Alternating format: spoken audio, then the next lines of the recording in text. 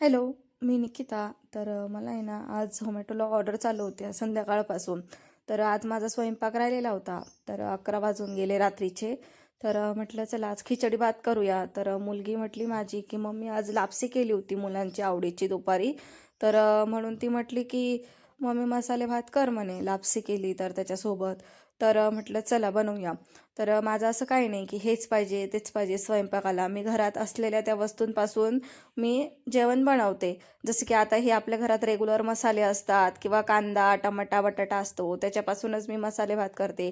आता थंडी आहे त्याच्यामुळं इतर भाज्या असतातच घरात. त्या भाज्या सगळ्या घातल्या, शेंगदाणे, खोबरं घातलं आणि खडे मसाले घातले वरून. असं परतवून घेतलं सगळं आणि मग तांदूळ धुवून टाकले मी आणि मग वरून गरम पाणी घातलं आणि कोथिंबीर पेरली. मस्त बघू शकता तुम्ही किती मस्त दिसतोय मसाले भात. आणि मी थोडं तिखट कमीच केलं होतं कारण लहान मुलं खातात माझ्या घरी म्हणून.